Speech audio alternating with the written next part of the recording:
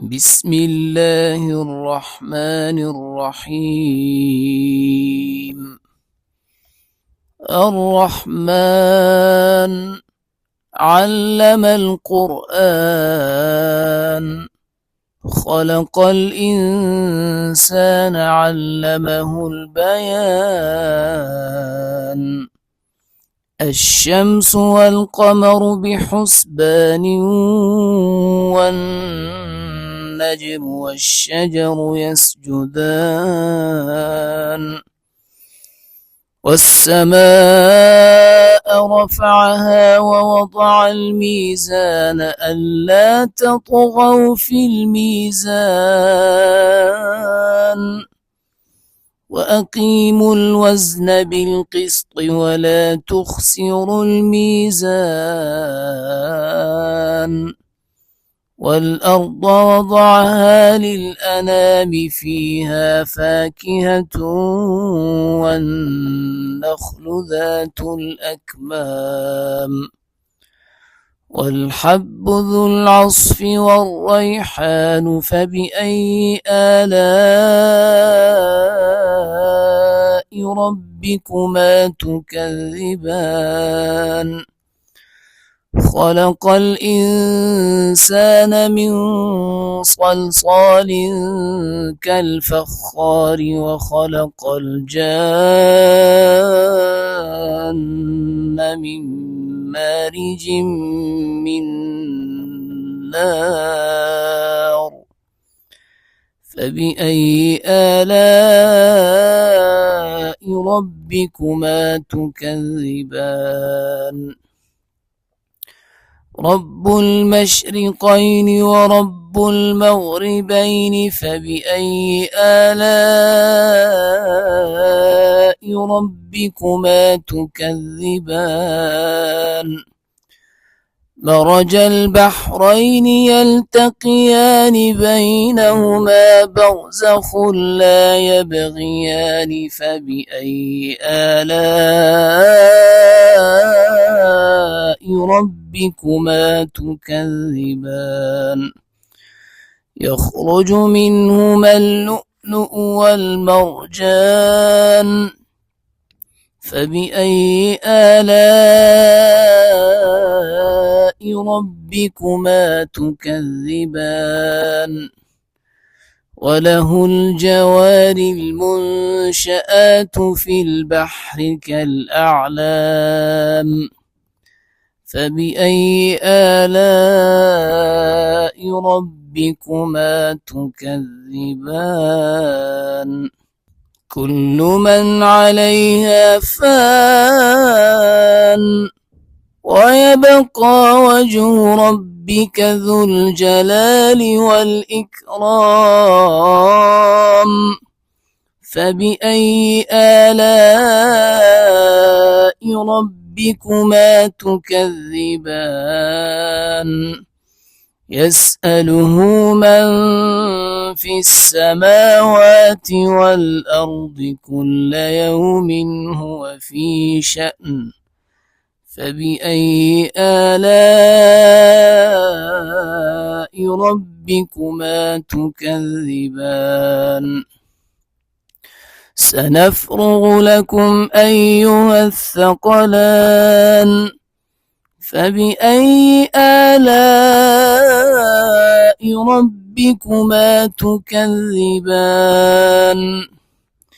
يا معشر الجن والإنس إن استطعتم أن تنفذوا من أقطار السماوات والأرض فانفذوا، لا تنفذون إلا بسلطان. فبأي آلاء ربكما تكذبان؟ يرسل عليكما شواظ من نار ونحاس فلا تنتصران. فبأي آلاء ربكما تكذبان فإذا انشقت السماء فكانت وردة كالدهان فبأي آلاء ربكما تكذبان فيومئذ لا يسأل عن ذنبه إنس ولا جان فبأي آلاء ربكما تكذبان يعرف المجرمون بسيماهم فيؤخذ بالنواصي والأقدام فبأي آلاء ربكما تكذبان هذه جهنم التي يكذب بها المجرمون يطوفون بينها وبين حميم آن فبأي آلاء ربكما تكذبان ولمن خاف مقام ربه جنتان فبأي آلاء ربكما تكذبان ذواتا أفنان فبأي آلاء ربكما تكذبان فيهما عينان تجريان فبأي آلاء ربكما تكذبان فيهما من كل فاكهة زوجان فبأي آلاء ربكما تكذبان متكئين على فرش بطائنها من استبرق وجنى الجنتين دان فبأي آلاء ربكما تكذبان فيهن قاصرات الطرف لم يطمثهن إنس قبلهم ولا جان فبأي آلاء ربكما تكذبان كأنهن الياقوت والمرجان فبأي آلاء ربكما تكذبان هل جزاء الإحسان إلا الإحسان فبأي آلاء ربكما تكذبان ومن دونهما جنتان فبأي آلاء ربكما تكذبان مدهامتان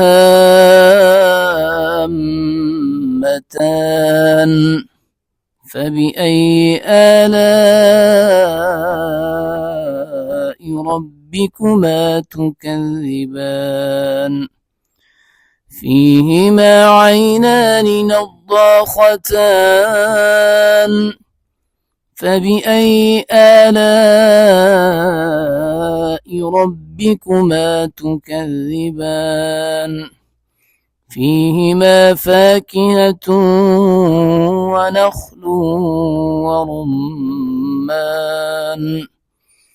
فبأي آلاء ربكما تكذبان فيهن خيرات حسان فبأي آلاء ربكما تكذبان حور مقصورات في الخيام فبأي آلاء ربكما تكذبان لم يطمثهن إنس قبلهم ولا جان فبأي آلاء ربكما تكذبان متكئين على رفرف خضر وعبقري حسان فبأي آلاء ربكما تكذبان تبارك اسم ربك ذي الجلال والإكرام صدق الله العظيم.